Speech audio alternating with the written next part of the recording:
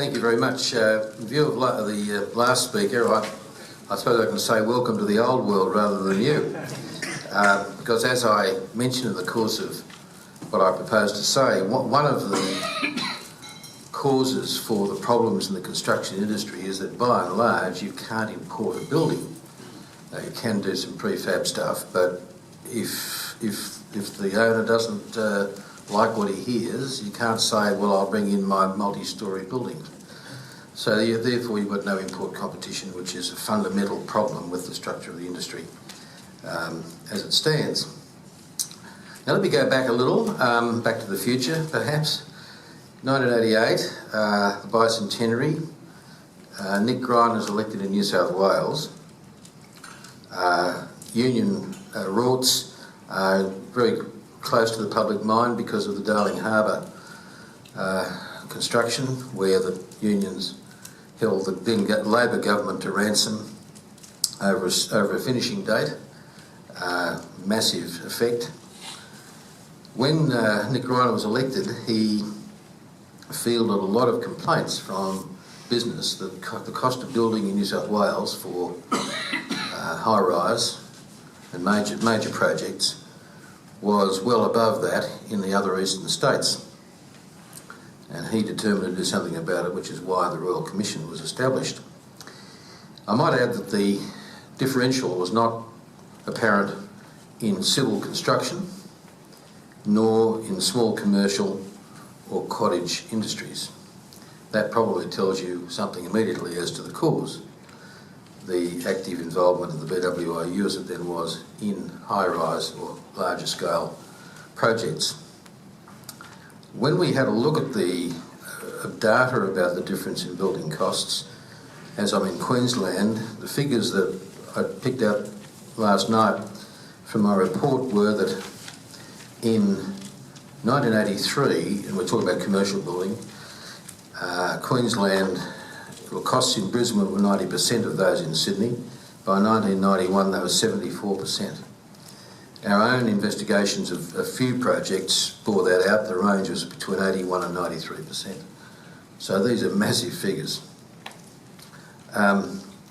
We compared a convention centre in the Darling Harbour development with a similar convention centre in Austin, Texas, and I actually had gone to Austin, and therefore we chose that as an example. The Sydney Convention Centre was 37,000 square metres, the Texan 32,000 square metres. Contract price for Austin, Texas was 58. Austin, Texas was 37,000.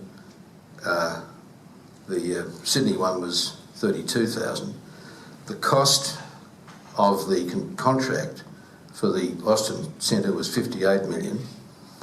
For Sydney, 85 million. Now, one could say, well, perhaps the type of fittings and detailed design could account for a margin between 58 and 85, although it's a pretty big margin. But the staggering thing is that the Austin Centre was completed on budget for 58 million. The Sydney Centre blew out to $195 million. We are talking, and this is in 1998 money. Industrial anarchy was rampant. There were restrictive working practices, unjustified monetary claims and concessions, with no regard to the awards or industrial law. Secondary boycotts abounded, with no action from the Trade Practices Commission. Nothing much has changed there, I don't think. And no regard for the law of the land. I just quickly wrote down the list of headings in my report on illegal activity: physical violence and intimidation, corrupt, improper and irregular payments, fraudulent conduct, theft, extortion, and the engagement of reputed professional criminals who included, for those who remember those days, Lenny McPherson and Tim Bristow, amongst others.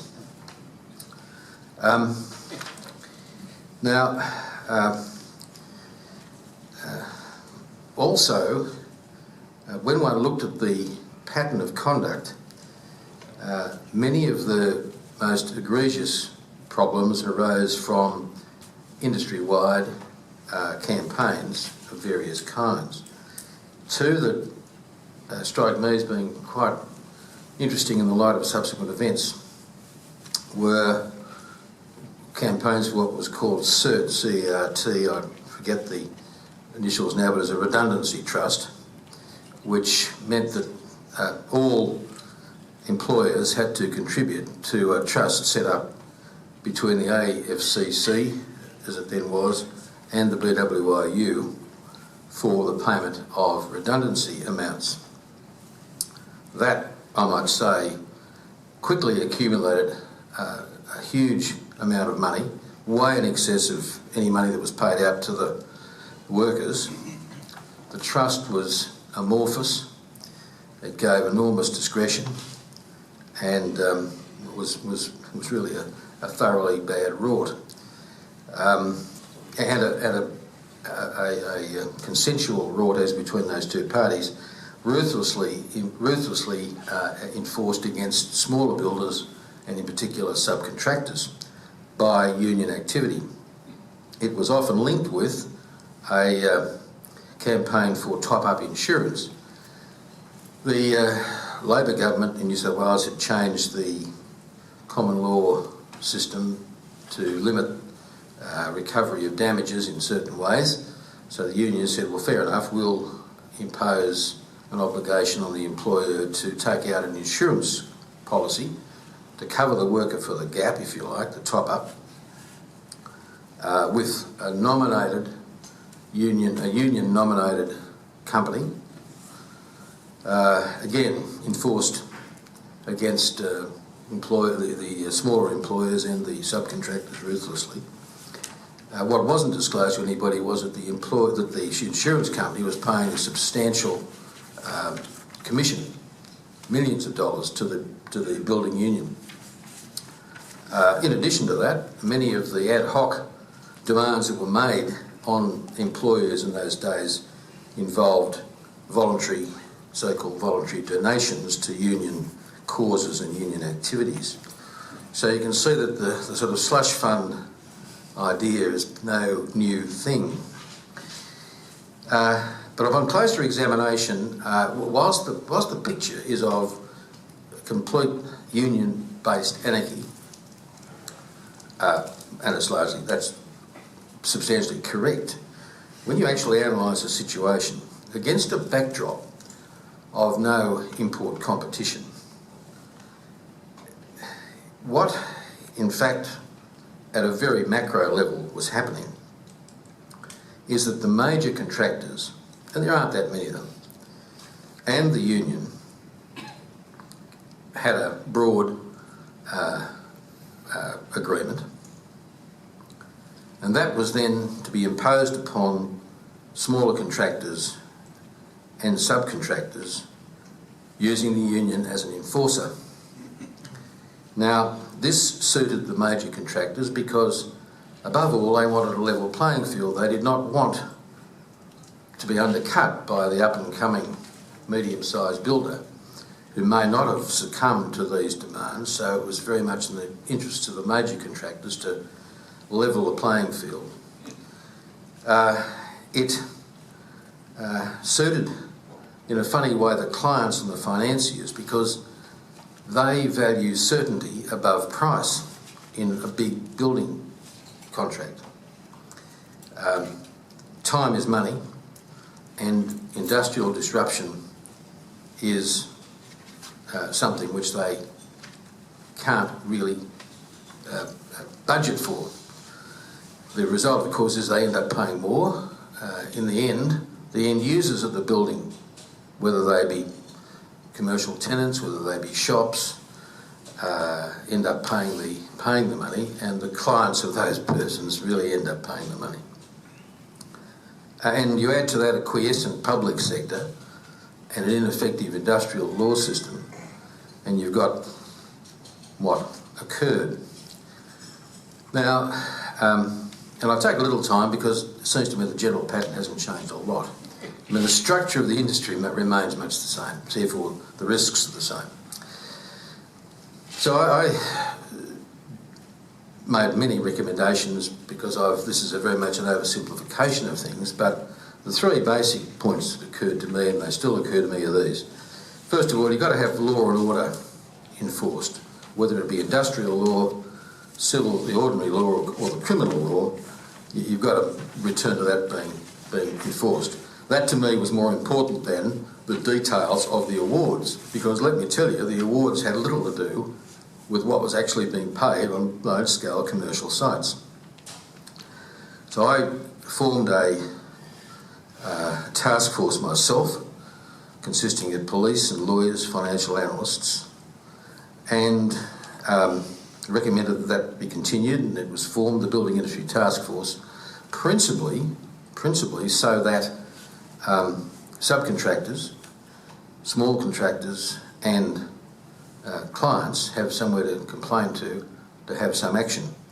As was fairly notorious, the state police forces did not give high priority to these matters. Secondly, it seemed to me that the public sector had to play its role in this, because it was funding. If you think about the funding of construction around a state, it's massive. Schools, hospitals and so on and so forth.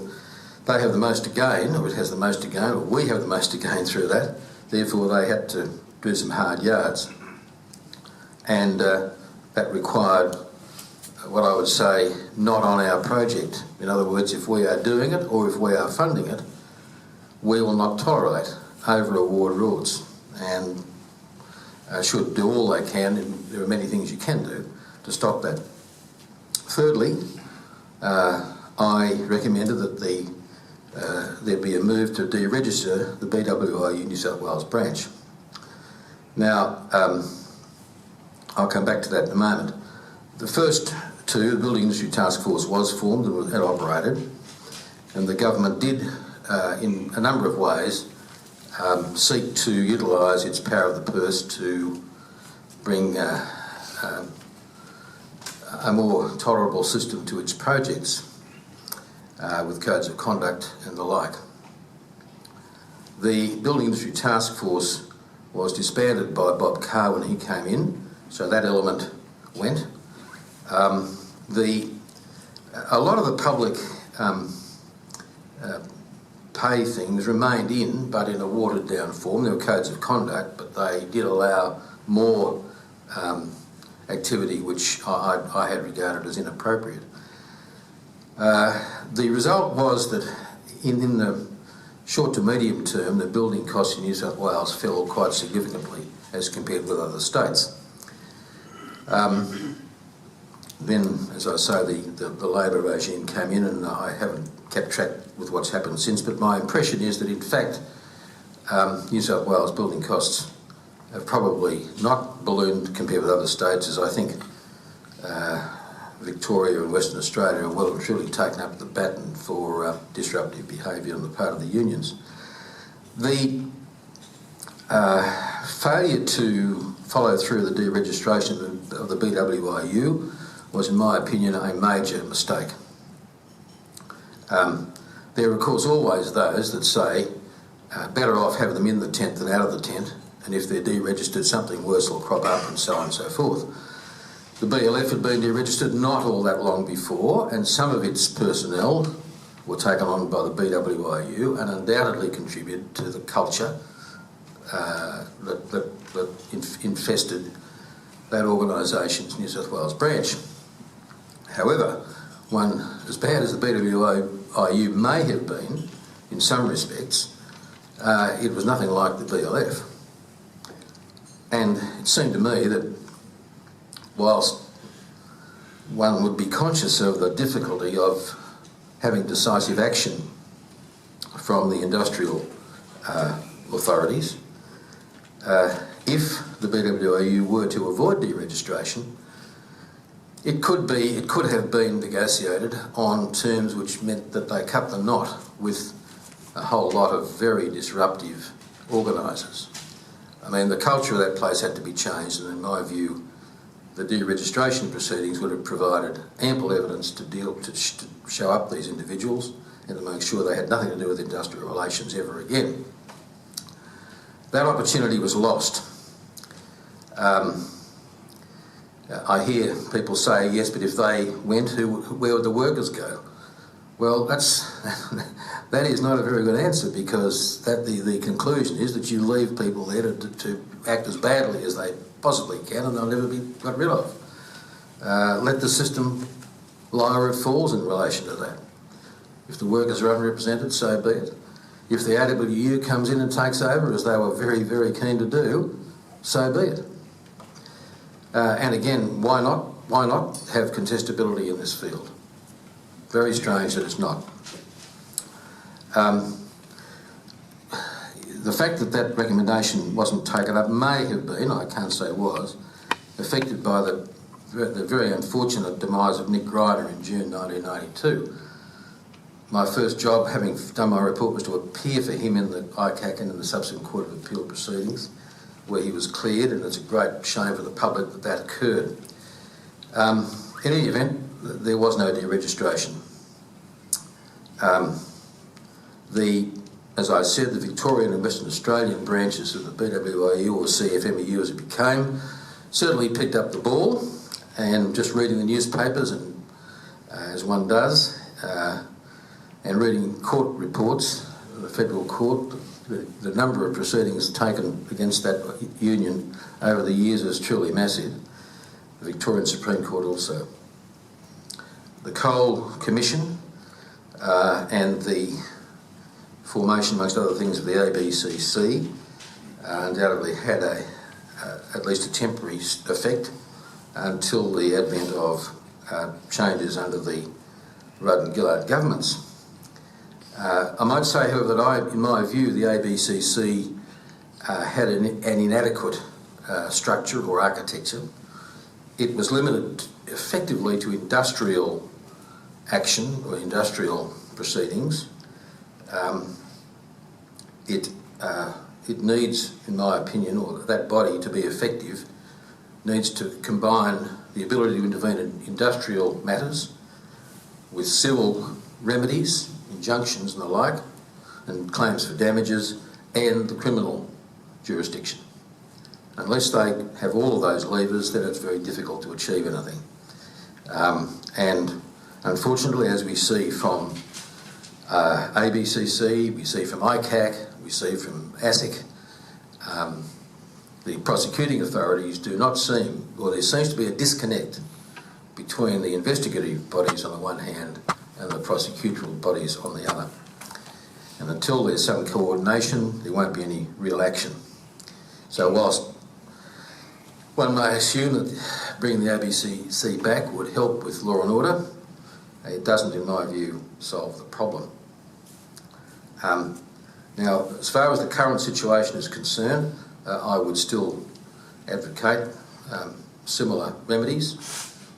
Maintain law and order as best you can. Use the power of the Commonwealth and state purses, and I'm delighted to hear that there is some real progress being made in that regard in relation to codes of conduct which are properly framed with the commercial realities borne in mind and then followed through. And I would, although I'm not an industrial lawyer, I haven't kept up to date with what's being done about deregistration these days. I don't see any reason why that union there should not be proceedings to deregister that union. A lot of other things that could be done, of course. Endeavouring to enlist the attention of the financiers who finance building would be a very good start. But they, of course, say, look, don't bother talking to us. If we think it's too expensive, we'll just build somewhere else. Now, I'm not sure the superannuation funds can quite say that, because they've got to invest some of their money here, but let that be so. Now, there are some new elements. The bikies' involvement is something new, but I suppose it really doesn't have not much difference between them on the one hand and Lindy McPherson on the other. But what is new, I think, is the apparent link between the bikies and the higher echelons of the union.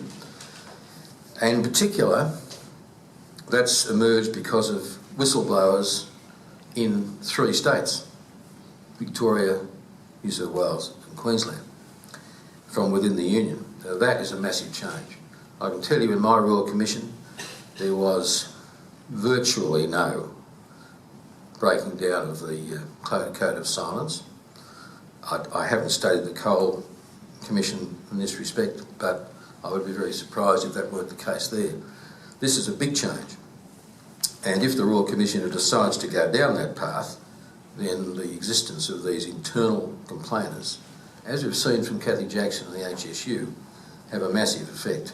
And that really could break open something which, in my Royal Commission, I did not find, there was no evidence I could rely upon to show corruption of union officials at high levels. That, of course, doesn't mean it didn't happen, but there was no proper, sufficient evidence of it. Even with the Royal Commission, people are very reluctant to come forward, I can tell you, because of the fear of intimidation.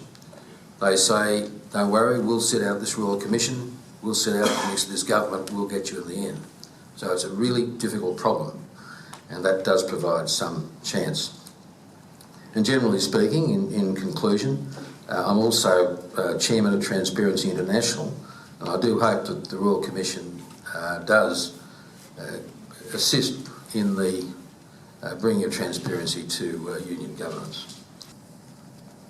You mentioned at the start your the CERF redundancy fund, amongst others. I'm very familiar with them. They still exist to this day and haven't changed one bit. Why did that not get picked up as a part of your shutting down, I suppose?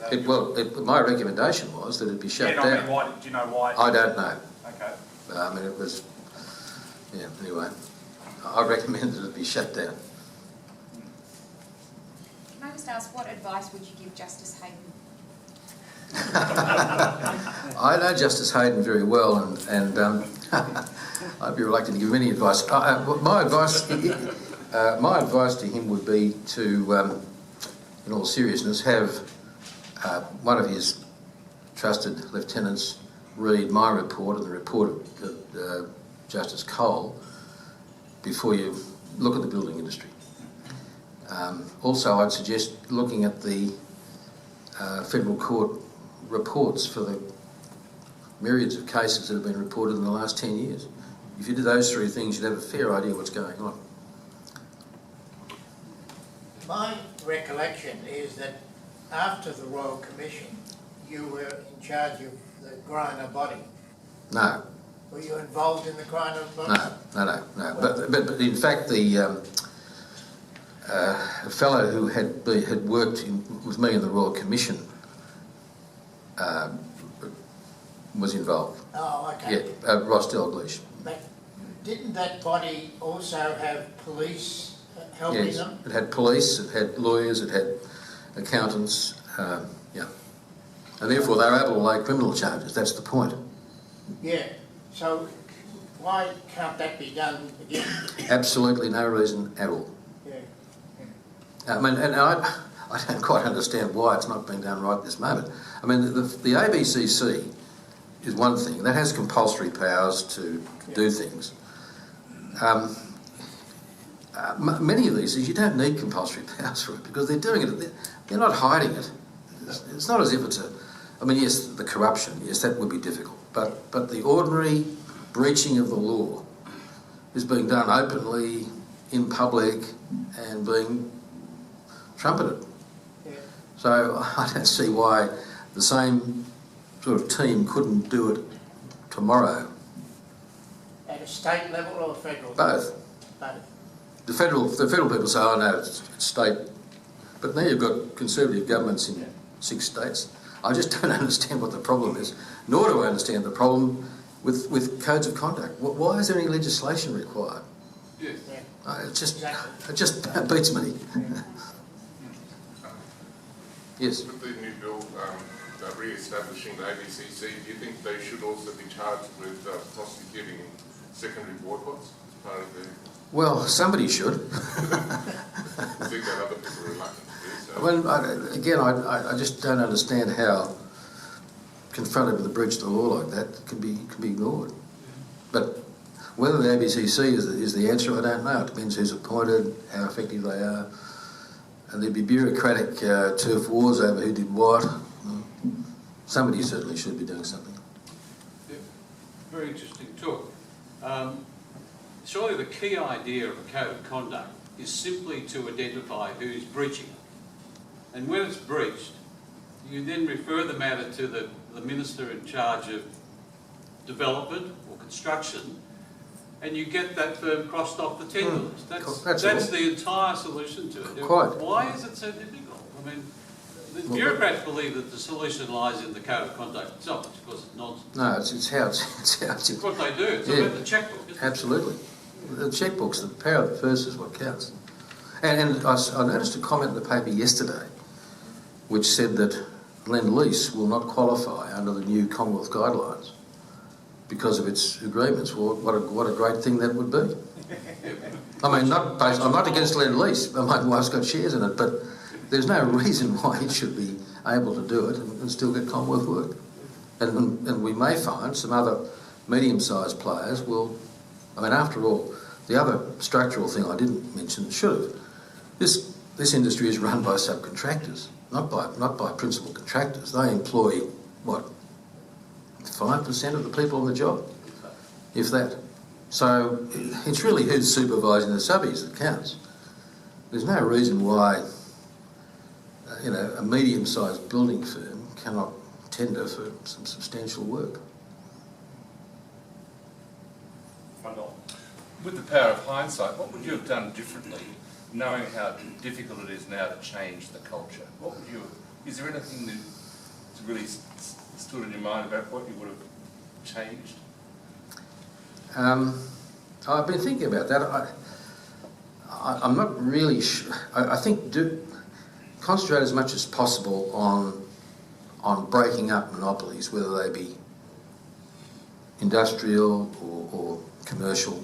I mean, bear in mind, at the same time, the Royal Commission, and this happened with Costigan, of course, you don't know what you're going to turn up.